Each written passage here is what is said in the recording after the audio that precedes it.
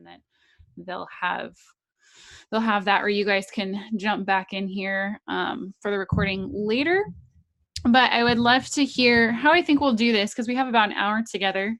What I would like to do is we can just jump in. If someone has a question, I didn't look in the group yet if someone brought a question, but I'm gonna look and see if anyone posted any.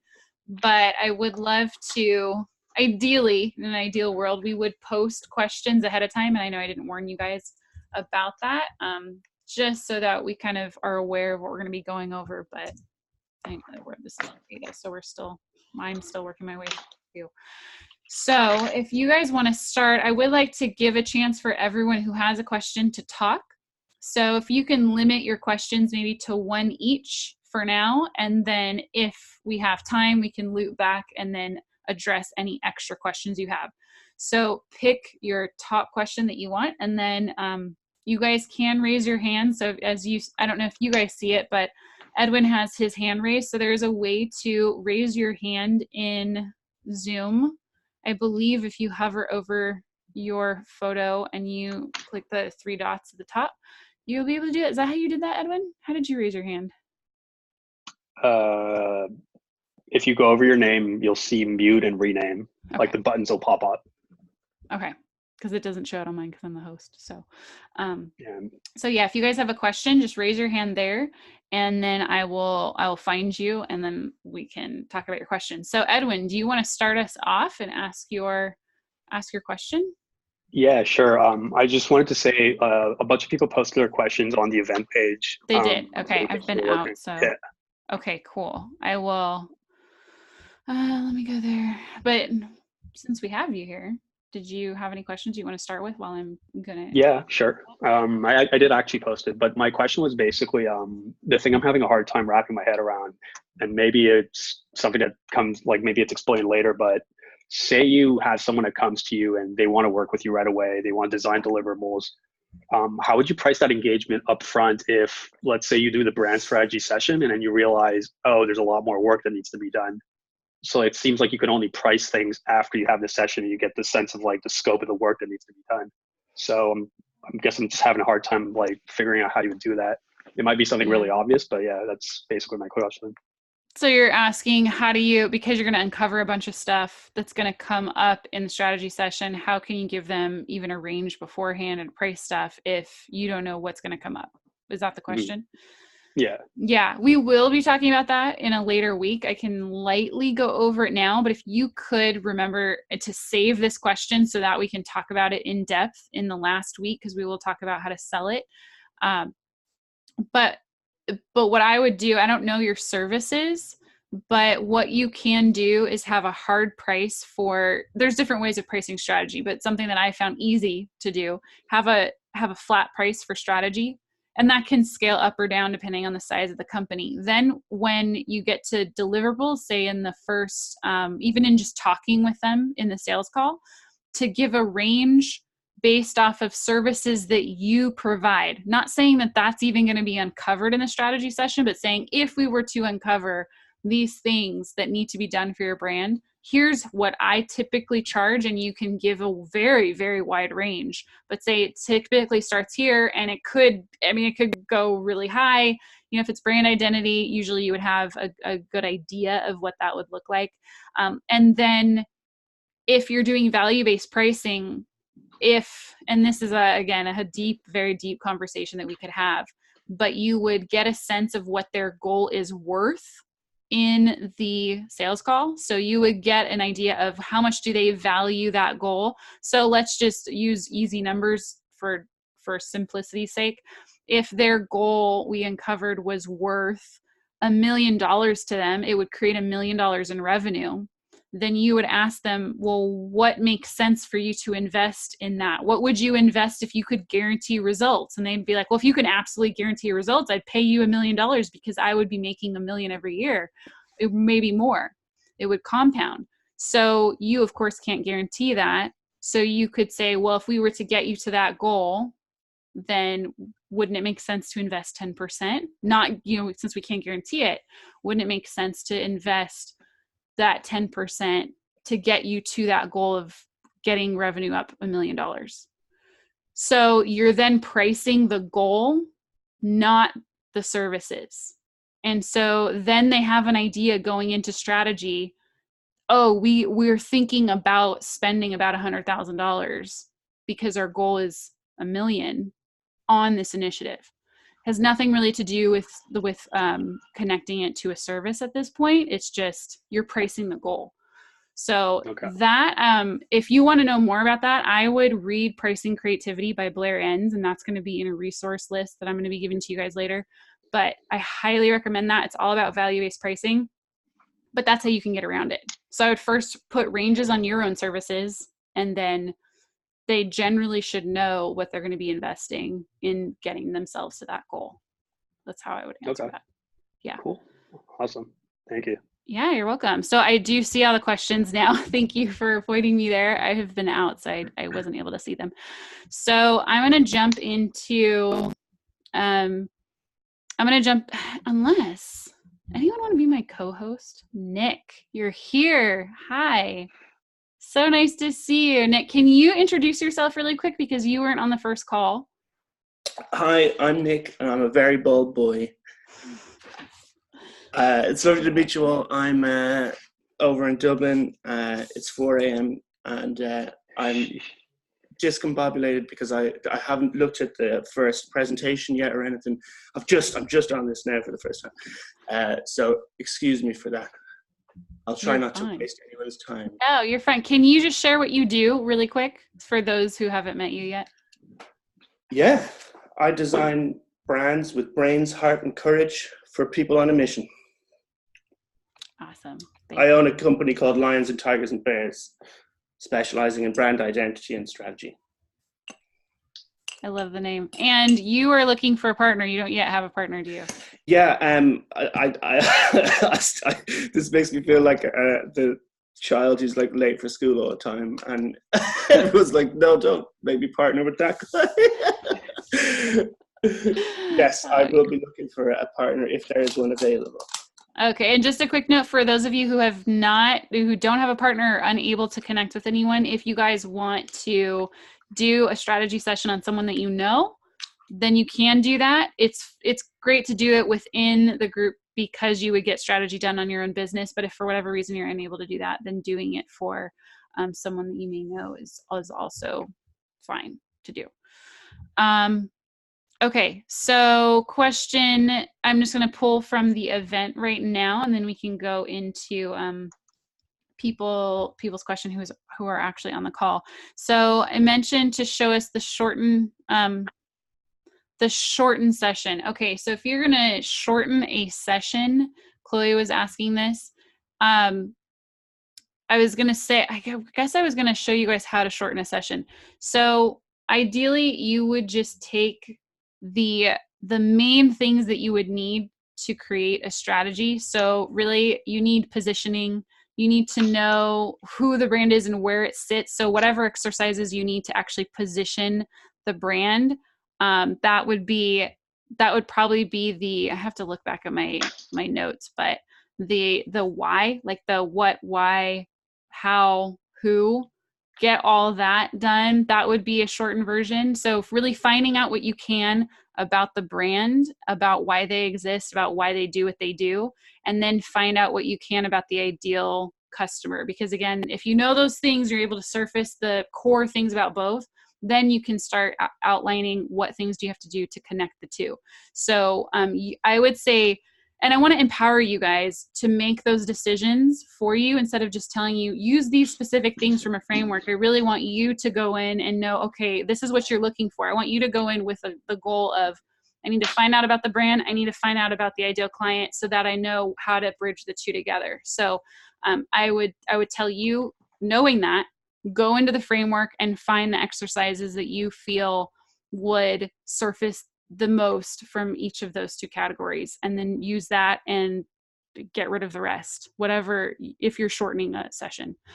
And I'm going to be doing that a lot in this group. I want to empower you. I want to teach you how to think on the fly. And I just had a conversation earlier today about this with a couple of other strategists, of just teaching people how to be able to improv. So it's almost like you know how to use a recipe, just like when you're cooking, and what makes someone different from an amateur chef versus someone who is extremely experienced chef. Like, what's the difference between the two? Well, the other one knows exactly what to do. They know what to sub out. They don't know just how to go through the checklist of something, but they know how to improv. And that's what I want to empower you guys to do. So that's what I would say. Know what the goal is, and then you'd be able to fill in the gaps where you need to. Trevor, you had asked a question. Do you want to come on since you're here? Oh, Chloe, you're here. I'm sorry. I would have had you come on. I want to follow up with you really quick. Can you come on and let me know if there was anything else that you wanted to ask? Because you did put that question in the... Are you good? Did I answer your question? Yeah, I'm good. Yeah. You okay. pretty much answered Perfect. it. Yeah. Perfect. Okay. I'll pull in Trevor. Do you want to hop on and ask yours? Sure. Yeah, that sounds good. So I think I posted two, but I think you kind of addressed one of them already. So the other one was, and this could be pretty broad or pretty specific, but just in general, like if you have clients, and the specific scenario I mentioned was regarding like clients talking about the customer attributes. If they don't have a lot of insight, maybe from experience to offer, especially really getting into the details of like the customer journey and all those things, of like ways to get in front of them through their day, that kind of thing. Have you ever encountered that, or have any tips for jump starting that or addressing that? Yeah, so you're asking, so a client doesn't know their customer very well enough to outline something like that? Or maybe just getting into the details. Like I'm kind of imagining a client that might know, like, well, I have a potential client who does commercial cleaning, and I'm just putting myself in their spot. Like, okay, I know that I have business owners with where customers come in and I clean it, and they appreciate high quality cleaning, Mm-hmm. And that might be, they're obviously doing good work for those people, but they may not have like a lot of detail insights as to, psychographic, demographic to really contribute to that level of depth to get that extra value. So, yeah, that is difficult. I have two thoughts on that. One, I actually did a strategy session once just for someone who had no idea about their ideal client, and they didn't even validate the fact that it would work with this. And so I realized halfway through, oh no, I should have asked questions in beforehand. And luckily it was a free one that I was doing to practice, but I realized I should have seen if his idea was validated. Like, did it actually work? Did he have people that were hiring him? Because he was pivoting, and I realized he had no idea how to get those new jobs that he was going for. And he was service-based. Yeah. He had no clue. And I realized when we were making the persona, he couldn't give me anything. And I was coming in with like some more suggestions because I knew the world better than he did. And I'm like, this doesn't feel right. And I realized at that point that the client has to know their customer. They just have to. So the two suggestions I would say is, first, ask your client, who's your absolute ideal? So if you could have all of this type of person, who's that type of person? Where do they live? What do they do? And let's paint the picture of your brand's best friend, the one that will be the evangelist, the one that will love everything you do. Let's paint them, and then let's aim to find people like that. So I've done that before. Sometimes they're not real people, and you find out later by trying that, oops, we need to change this because we're not getting them. But usually you can at least get close, because it's a mindset thing too. We're trying to aim for a certain customer that has a certain mindset. The other thing would be, is this business already in business? Like, do they already get clients? Yeah, and to be fair, they haven't. This is a hypothetical problem. I was just putting it in that specific potential business. But yeah, they do have clients. Okay. Because if they have clients, then you can at least pull from past experience with clients, like what worked, what didn't work. Yeah. Yeah. And as you start actually putting this into practice, you'll see that a lot of your worst fears, like, what if this happens? It doesn't come true. And you'll actually have other problems that pop up. And you're like, ooh, I should have been prepared for that. So good question, though. Good question. Usually if they're struggling to Mhm. articulate attributes and so on as well, I think if you're just going to get them to focus on a story about a time that went really well, or one customer that made them really happy to interact with, if you get them to just pull an anecdote out, it usually surfaces instinctive insights that they might not have, as easy as others. Yeah, that's a really good point. Yeah, I would, because what I love doing too is really pulling out what drove them to even start this business, and who did they imagine they would be helping when they started this business? Why did they start this business? And usually that's why in the why, how, what, who, that whole Simon Sinek part of the framework, the reason why there's a who in there is because usually their passion doesn't just stay with themselves. It's something that they want to give to someone else, and they want to help. They want to help someone else do something. And so you really want to find that passion, but then also, who are they trying to help? Who was that in the first place that they had that idea? Ani, are you able to come on to ask your question? Because you're welcome to. I think we got through most of the questions that were posted in the group. Hey, sorry, trying to put my baby to sleep. You're kind of, fine. is not going. You're fine. Okay, so my question is, I'm doing a church on Saturday. Mhm. And so my concern is that they're going to have like 50 avatars. And so I know for sure, because I work with them regularly. Like, I have a contract with them for design. And it's just like, it's a family business. So I know them in and out, but I don't want to have to go through like 50 avatars. Like, I want to help them to pare down, but I'm thinking like minimum, just off the top of my head, it would be like, one would be leaders, like leadership. Another would be parents, for kids ministry. Another would be college students, and another would be just like regular adults. But I also don't want to project more on them than, there needs to be.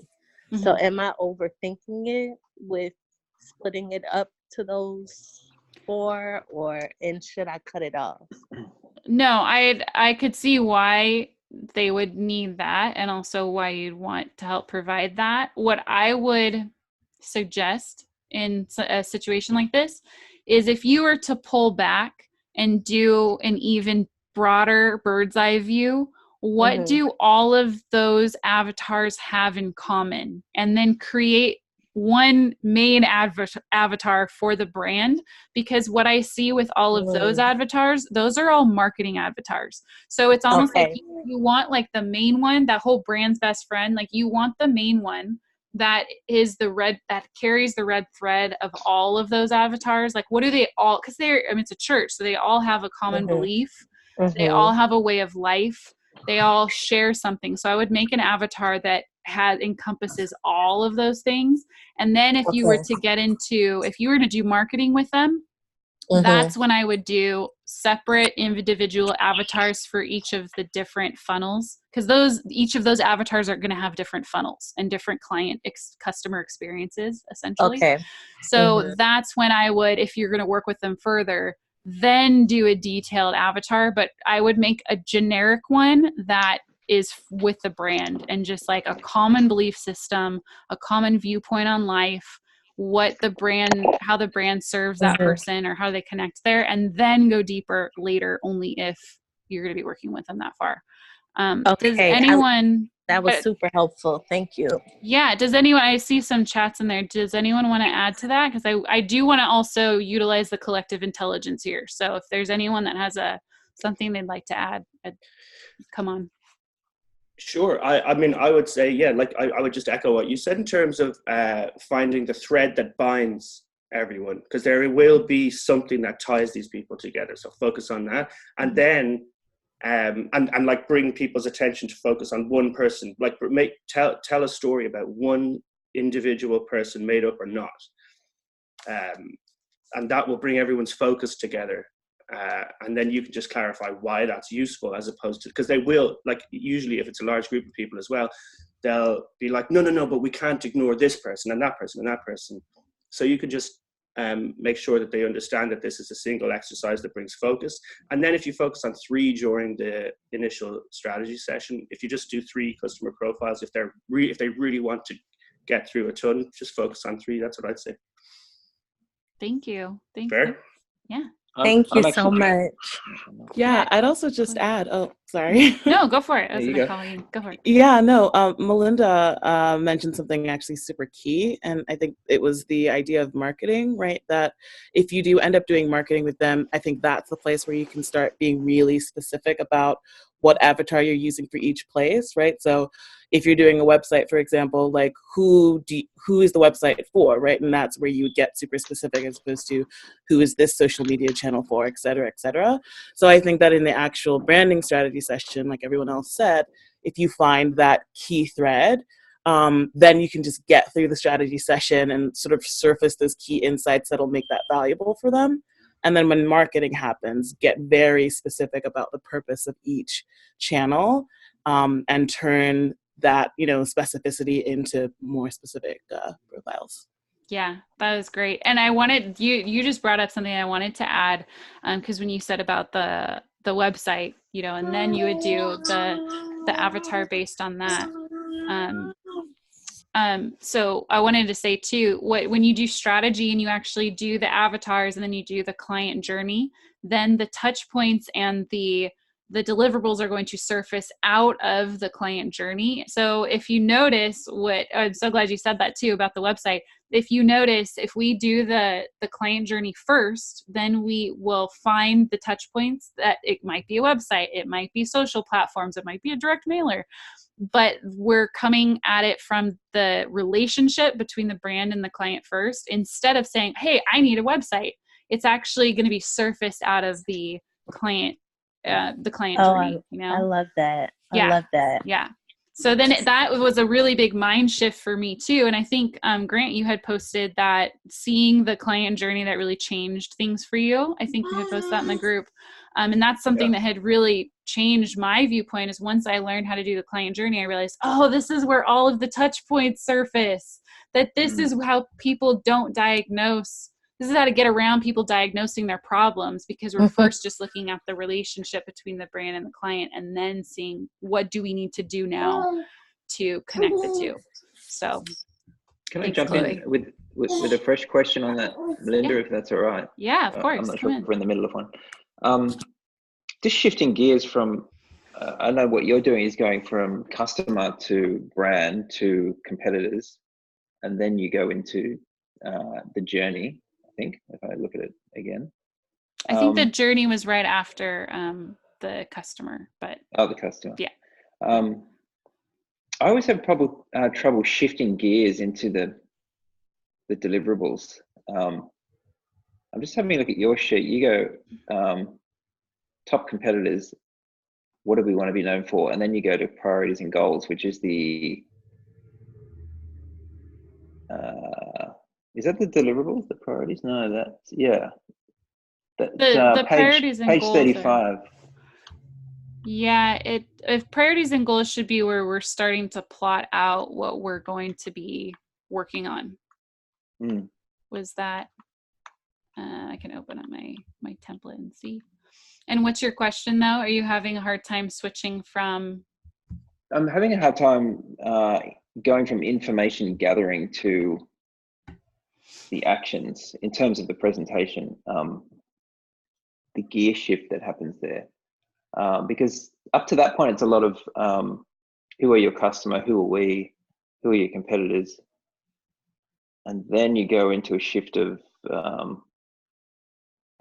You explained it really well the other day. I just wanted you to re-clarify it. I can't even clarify the question. Yeah, that's fine.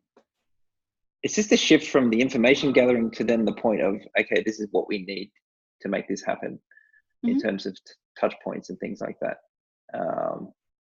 does that shift feel okay for you in a workshop situation?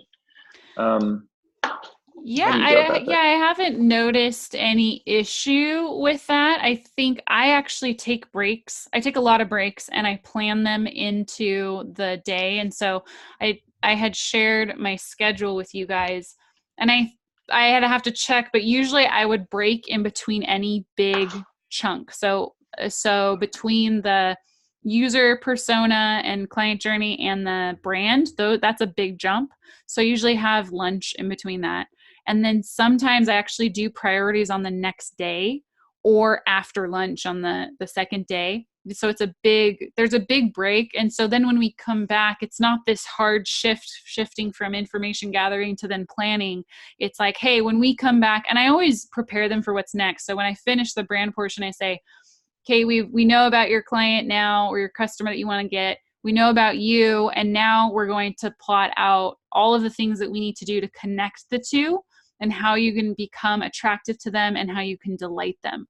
And so we're going to talk about what those things are that we actually need to do in the coming months to plot out. So that's typically what I say, but I do build in breaks, and that typically helps everyone get a clear head and come back to the table. All right, that's really helpful. Thanks. Yeah. That's really good. Yeah, you're welcome. Brilliant. Good question. What other questions do you guys have? Anything about facilitating? There's one here from Grant. Oh no, sorry. I'm behind the times there. Yeah. You're fine. You're fine. No, there it is another question from Grant here. I'm doing one and I'm basing it on psychographics, not demographics. What do they believe? Life goals, what culture they want, what tone, emotion, etc. What's the question there, Grant? No, it's not a question, it's an answer. It's an answer from the church question. I plugged that in as Melinda was talking. Yeah, Gotcha. yeah, that's perfect though. That's pretty much what I would suggest too. Yeah, you're focusing more on a mindset, the psychographics, not demographics, because that's when it gets into, whether they're head of household or whether it's a leader or all that. So going more into psychographics, yeah, and the culture. Yeah. That was a great answer. Yeah, and Chloe kind of asked what my question was. My question was around shortening, but I do know, like, with them, it's going to be a series of workshops, kind of. And so this first one is only 4 hours long. So that helped with that. Like, now I know that I won't have to spend so much time on, the creating the different avatars and things like that. I could just stay kind of high level on this first one. Yeah. And I would suggest too, with any ones that you're trying to shorten, I actually did this on the very first one that I offered, and I did it for free. I ended up doing one avatar because I'm like, I'm not going to do 3. I'm doing this thing for free. I don't want to do that. And so it actually was just a happy accident that it worked out, that one worked best. And so I would tell you too, if you're trying to shorten a session, try to boil things down to just one thing. Boil it down to one goal or one problem that the brand is trying to solve for their avatar, their ideal client. Try to boil everything down to just one thing so that you can get through things a lot quicker, and it actually might work better for you anyway. We have 3 hands raised, so thank you. Yeah, you're welcome. Let me call on, we'll go to Annalie. Let's go for you first. Okay, thank you. I would like your best advice to inspire the people in the meeting, how to participate in the best way, so you don't have like 1 or 2 people just talking all meeting.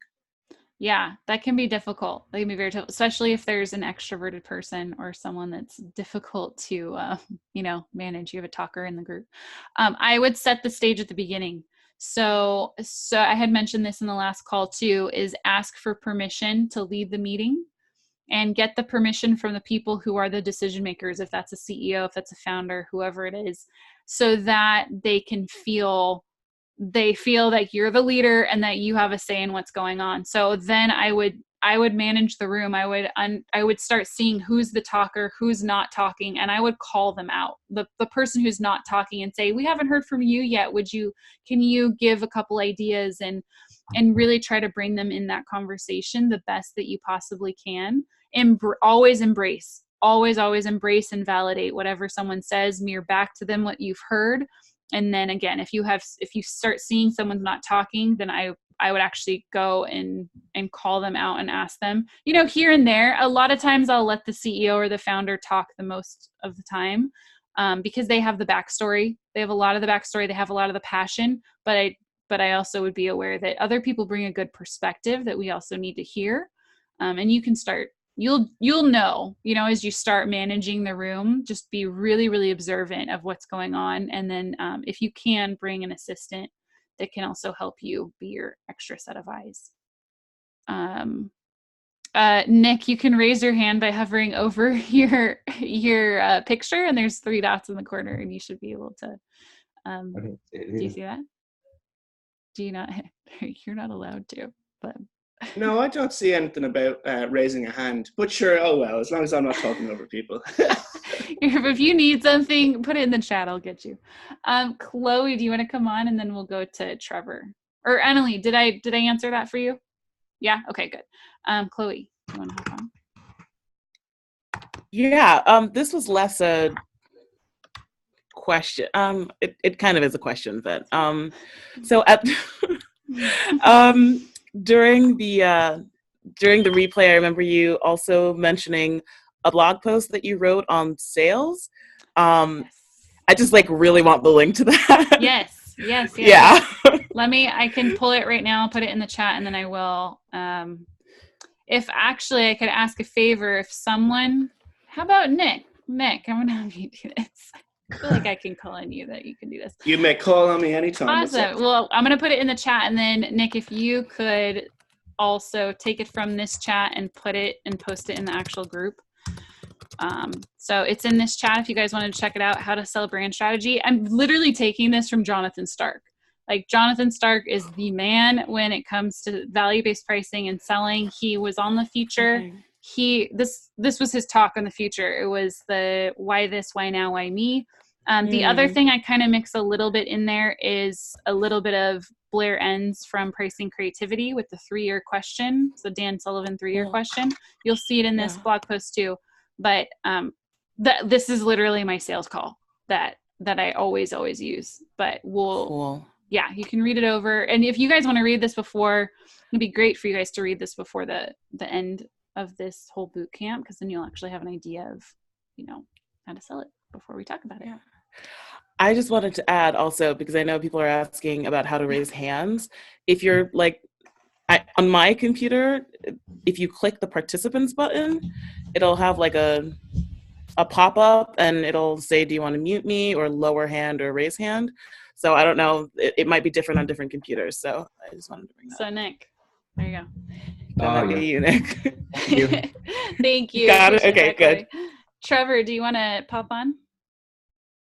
Sure. Yeah, it's a related question to the first one. Any helpful prompts on kind of uncovering the distinguishing factors like X factor, that kind of thing? Maybe a helpful anecdote to that is I was talking to a business owner once. This wasn't in a strategy session, but I was talking about their business related to some work I was doing, and I asked them why they started the business. And they said that they really had just done research on profitable businesses, and that was what set them down the path. So that's not completely the X factor situation. That's a little bit more of the why, maybe. But those kind of things where they may just be again kind of hitting those brick walls, maybe sometimes. Yeah. I'm looking through my. So how you find an X factor or a distinguishing characteristic when maybe they don't have one yet. Or say they don't have one. Yeah. It's either they think they don't have one or they did, because I would say that they might not have an X factor if they literally started a business to just make money. If they don't have a mission beyond that, then you have to make up a distinguishing factor. And that's really difficult, honestly. That's why it's really good for you guys to have good positioning, because then you will attract people who believe what you believe, and that they actually have more substance to them than just trying to make money. Nick, did you want to say something? You want to come on? Yeah, well, because I agree, I concur completely. But the other thing is get personal, right? Because somewhere along the line, they will have a personal goal that sets them apart, and they'll say, no, we don't have a philosophy. We don't. That's all airy fairy stuff. We just want to make money. We just do this because it's a good product. But you'll find that they really have a mortgage coming up in a year's time that they want to pay off, or they got a kid on the way and they need to move schools. You know, there's always some underlying goals and philosophies and attitudes that you can surface through the right questions, I think. Is that fair, Mel? Yeah. And I would say too that there's a way how people do business. So I'm looking at this because I'm opening up my strategy documents to see what X factors I've put for my clients. And one of them was their X factor was their vulnerability. And they're deeper than just, it says, I'm just reading my notes on here. They're deeper than just relatable. There's a connection, and they call that their special weapon. It's very disarming for people.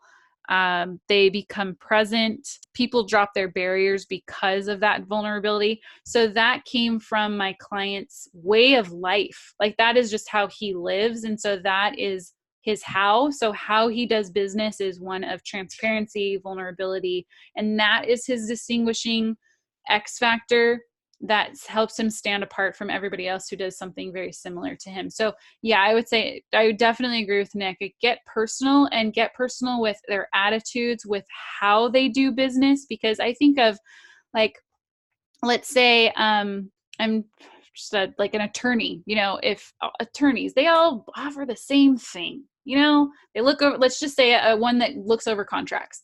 They all look over, they're giving you the same exact service. So what's going to distinguish one from another?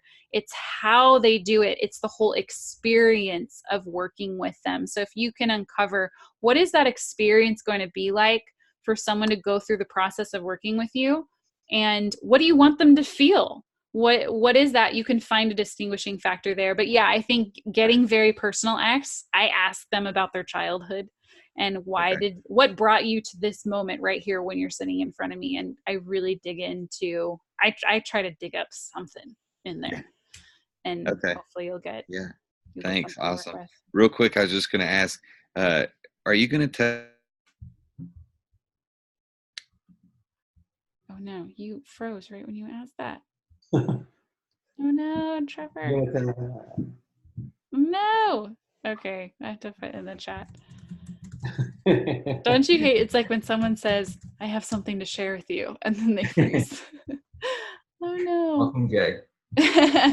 Okay, well, hopefully if he comes back on. Annalie, did you have something that you wanted to say? No? Are you good? Okay. Or Chloe, you're good? Yeah. Chloe, do you want to pop on? Yeah, sorry. I know I keep go for it. No, talking. I keep talking. No, it was just because it's a shame because Trevor's gone, but he might like come back and rewatch this. And I put this in the chat, but in case he doesn't see this, like my first thought when he was talking about, you know, they said that they, you know, did research on profitable businesses was, oh, like they have great research skills, right? Like, so like I would dig into that, right? And see, is that relevant to the business that they do? Is that relevant to how they do their business? Because that could be a differentiating factor. Or like, why did they do that research? What's the reason for, you know, choosing to look into that specific topic? Yeah, that's so smart. That's so smart. And that's a perfect example of how you take literally just one thing they said and then you follow that. So that's a perfect example. Thank you for sharing that. That's awesome. And I'm sorry, I'm sad we lost Trevor. Right at the best part. What other questions do you guys have?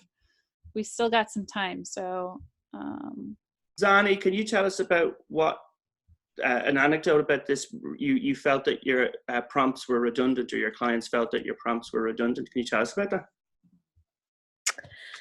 Yeah, so I don't remember the exact columns I had. I just got it off YouTube or whatever. But I just remember a point where I was like, it was X Factor and it was another column. And they were like, well, I just said that, you know, like what makes us different is, you know, that we're personable and that we're friendly. And I'm like, oh, okay, got it.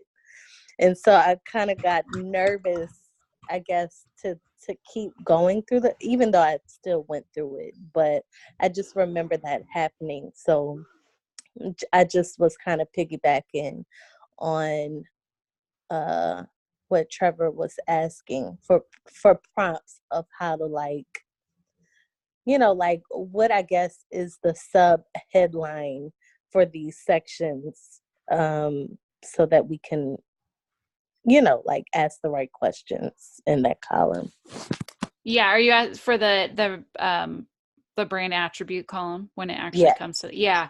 I think I would go back to the whole idea of finding, instead of asking them for the words, to ask them, try to get them to tell a story or try to dig into their story so that you can find the X factor versus them telling you. Because if they tell you, it's going to be like that.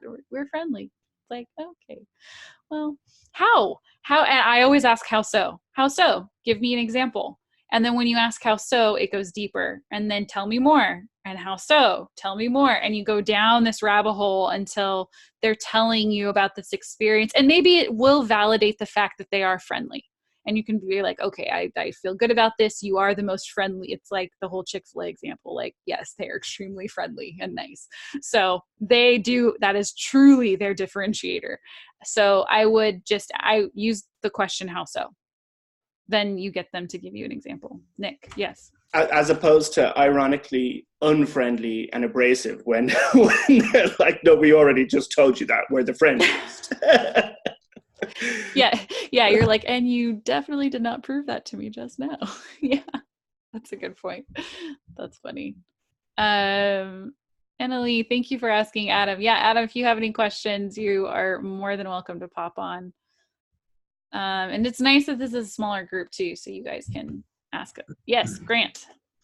I just had one around mistakes. What can we learn from what you've learned from my failures? Yeah, well, I'm an introvert as well. I'm not great in front of people. Mm-hmm. Or results-wise, you think, well, I could have done that differently. Looking at, you know, what you produced, the client wasn't happy, or maybe you didn't get the result that you were after. Yeah. Do you have anything to share in that regard? Yeah, so I have a few. Some of them were in the beginning when I was offering it for free, because I did, and you'll learn more about this. I didn't, unless you guys already heard it, you know, from all my sharing already.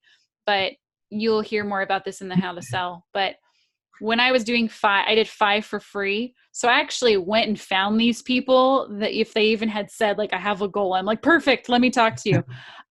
So I had talked to that one person I mentioned earlier in this call that they really did not know their ideal client. And I realized they didn't know business very well either. And so I did not qualify this client very well.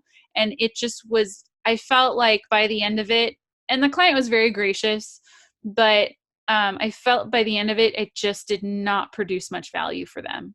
And I was really bummed about this because I'm like, I know how much this can produce, but the fact that I did it with a client that was not qualified, I did not qualify well enough, then I wasn't able to produce very, very much value for them at all. And it was very disappointing. So what are you doing now or are you going to talk about that in sales? Well, no, I can talk about that now. So one of them was, I realized that if I would have asked those 3 questions in that blog post I shared with you guys, the why this, why now, why me, I would have realized that this was not a high risk, high value. He didn't have a high risk, high value goal. That was one. He was just trying really to land some gigs. Like, that's it. He was doing some video work, some photography work. He was trying to get into a different field, and he was in fashion, and he was trying to get more in brand deals. And he didn't validate his service. So that's another thing that I would actually, I would want to say to all of you, make sure that your client has validated their product or service. So they have at least sold it somewhere that they know that there's some kind of interest, or figure out if there's not, and the reason why they're doing brand strategy is to validate. Be aware of that, so you know that part of your client experience and journey is not just to produce this amazing journey between the two, but actually to figure out if this is a viable company and a viable idea. So in the sales process, uncover whether or not you're helping them validate something, or that this is validated and this is a good idea and let's move forward. So that's also another thing he didn't have either. He didn't have it validated, and going into it, I didn't know what to expect. And then I realized halfway through we were wasting our time because he just did not know how to get these people. And I'm like, I can't tell you, like, this is not, and I wasn't prepared that it was going to be a validation process. So yeah, I'm working with someone at the moment in a validation phase, just helping them to validate, but it's not a paid thing. It's just a phone call a week type of thing. well, and you can make it, and you can decide it might make sense to do brand strategy to validate a product, as long as you're aware going into it. What are we looking at? Are we looking at something that is validated? Are we looking at something that needs validation? Because if it needs validation, you can then plan in checkpoints and you can test your hypothesis, and maybe you don't do the entire client journey. You only do awareness. There's different things that you can adjust. I just would know it going into it, and I didn't know that at all. A couple others. What was that? No, you froze for a sec. That's what we were both doing. Another one was in the free one that I gave. Another client, I used to do work for them, and I'm like, hey, I heard you wanted to redo your name and you wanted a new website. Why don't I just do this process for you? And they're like, yeah, okay. Same thing. I didn't validate that it was a high risk, high value thing. I did this for them 2 years ago. They still have not changed their name. They still didn't do their website. So I realized it wasn't that big of a deal. And when I was presenting the roadmap to them, the owner of the company was there, his wife and his daughter. They all worked there. And he was going to pass the company to his daughter. Well, we went through the whole thing, and I don't think I prepared. I must have not described what we were doing and why we were doing it to the daughter well enough. And she was not on the same page as her dad. And I had only talked to her dad about what are the goals and what are we going for. And so I only had talked to him about that. So I did not create alignment with the group. So when we went to me showing the roadmap to them, I was talking about all the different ways that we could connect with this ideal client. And she says, well, we don't do that stuff now. Why would we even do that? And I'm like, it hit me. Oh my gosh. Like, she doesn't care to grow. Her dad wanted to double in revenue. She could care less. Yeah, she's inheriting the business, but she didn't care. And so I said, whoa. If you guys are happy with where you're at, we should not be talking right now. You should not invest anything anymore. And the conversation essentially died because the dad saw, like, oh, he had a misalignment. He also didn't want to invest any more money in making these things happen. So I was like, I didn't qualify them. I did not. I just was like, I just found a warm body that was willing to sit in the meeting with me and do it, which it still gave me practice. And I don't see it as a waste, but if that were a paying client, it would have been a disaster. And I would have been like, well, everyone just wasted their money, because I found out halfway through this that people were not aligned and that you really didn't want to invest in making this happen, and you were not aligned in your goals and you're happy with where you're at. I'm like, if what you're doing is working for you, why are we talking? So that was a lot of my mistakes happened very early on. I don't think I've had anything tragic happen. I've learned so much in the beginning portion that it's been great since. And it's because I have qualified. I think one of the biggest things is qualifying the clients coming in, that you're not getting the wrong clients in the door.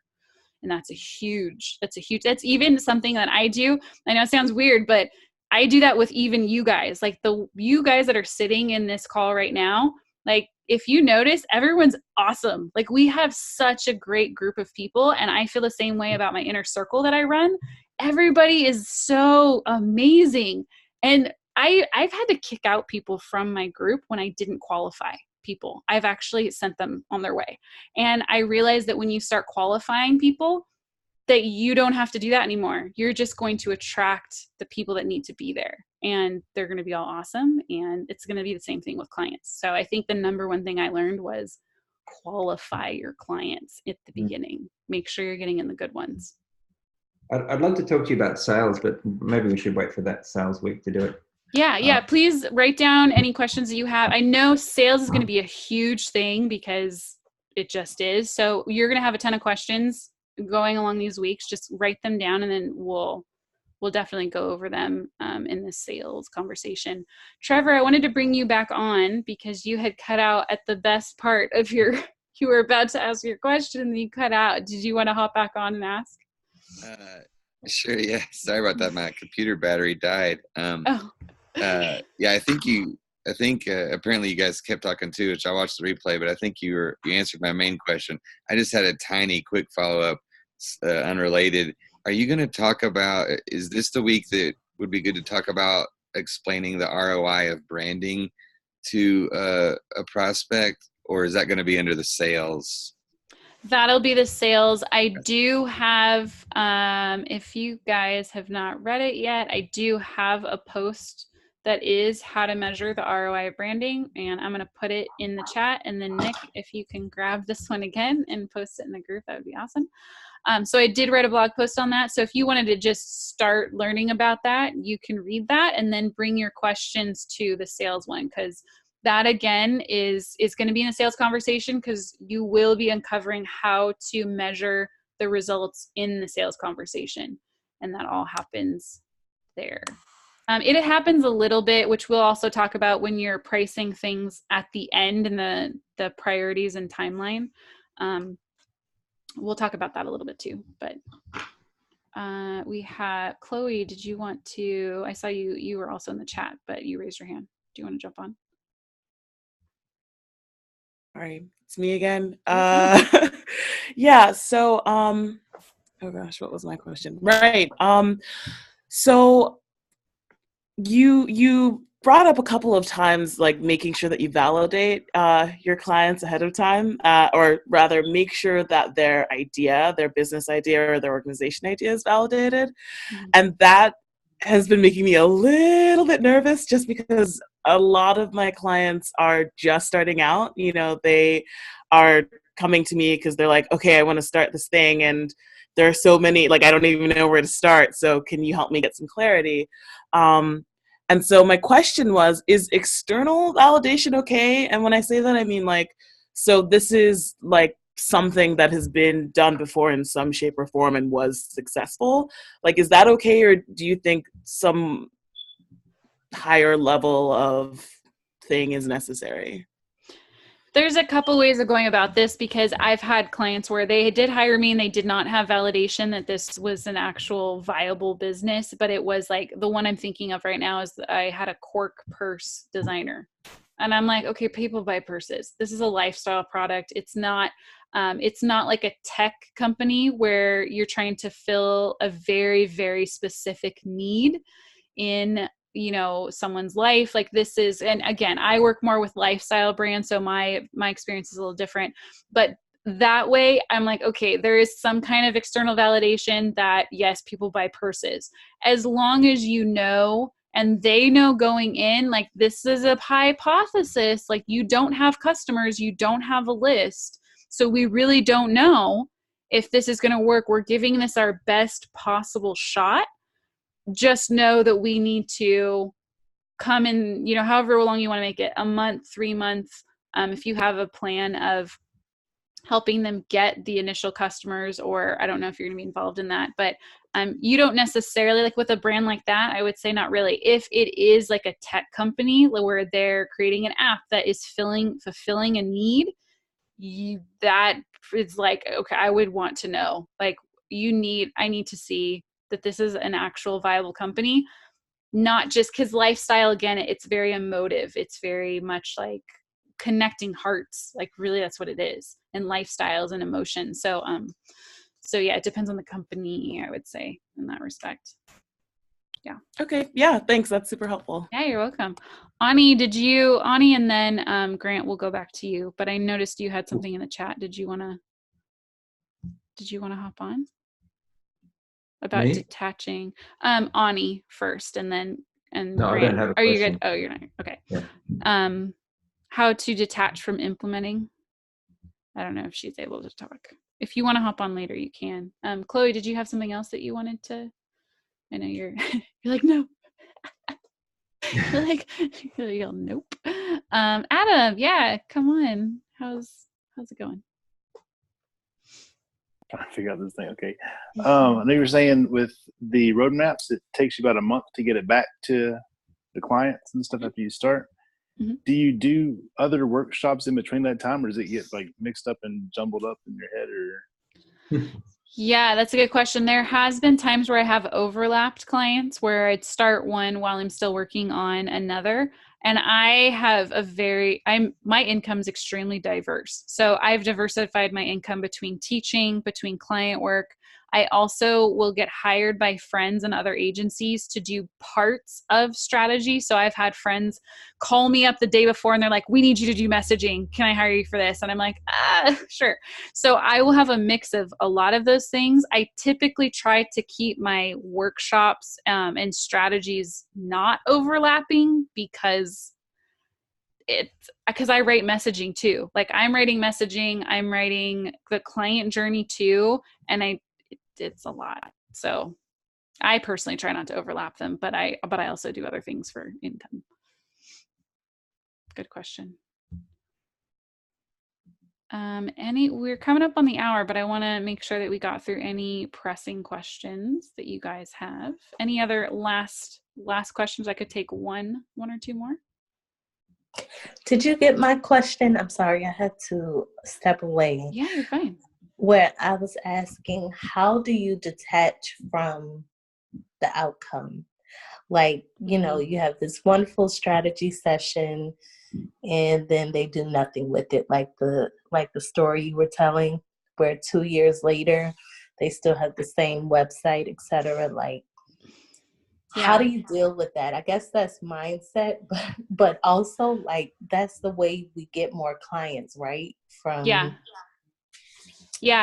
actually goes back as a fantastic question. So those clients were, going back to what I had said previously, those were from the 5 that I did for free, that the 2 were like, not good.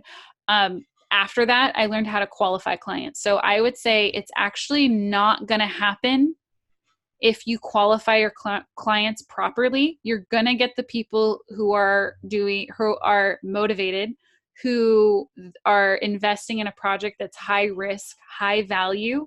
So they're not just looking to make incremental changes in their business. They're actually looking to make big leaps, and they're okay investing in innovation. And that when you start knowing how to attract that type of client, you shouldn't have a problem. It'll be very, very few and far between with them sitting on a strategy document, because they are motivated. They are ready to go and invest and get this going. And so really, when you get the right clients, you're not going to have that problem anymore. And if you do, it'll be random, and it'll be something like an internal problem or a personal problem that a client had, but it's not going to be like, that's not going to be your everyday at all. Okay, thank you. And you're going to teach us how to find those high risk, high value clients, right? Yeah, and filter out the ones that aren't. We'll talk about that, because and that's something I had talked with Chris about. I realize when you start attracting more clients to you, there's a lot you're going to have to say no to. Whereas before you might have said yes to all of them, because you're like, well, I need clients. Like, I can't do this. But you're going to learn who you can say no to. And so in the sales one, we're going to talk about positioning yourself as the expert, so that you can start attracting the right ones and start filtering out. Because I still say no to a lot of people, because now I'm learning, those aren't a good fit for me. But then we have to attract the good ones, right? So yeah, we'll talk about that. That's going to be in the last week. Okay, the very last thing in this, sorry, I know it was like 3 in 1. should we be, as we're growing our business and it may take a while for the people we've done it with to get an ROI, should we be gathering testimonials about the session itself? Yeah. Yeah. So whenever, this is something that Carissa taught me, whenever someone is on an emotional high, so they're really excited about something where like in the strategy session, when those people screamed, I was like, hey, so, we had a really good session today. Then you guys are really excited about this. Would you mind just really quick writing up your experience that you had with me today? Because what you want is someone to write you and a testimonial when they're on an emotional high. And so, or ask them for a referral at that time too, when they're super excited with you. So yes, you can ask them about a testimonial then. And then what I do also is I check in with them I have it on my calendar to check in with clients every, 3 months or so, to ask them specifically about their goals. And then I ask them, hey, would you mind if I included this in my case study or in the testimonial that you had written? Can I just add that? And they usually are just like, of course. So that's what I would suggest doing with that. And then we have two, let's do Adam, and then we'll end off with Grant.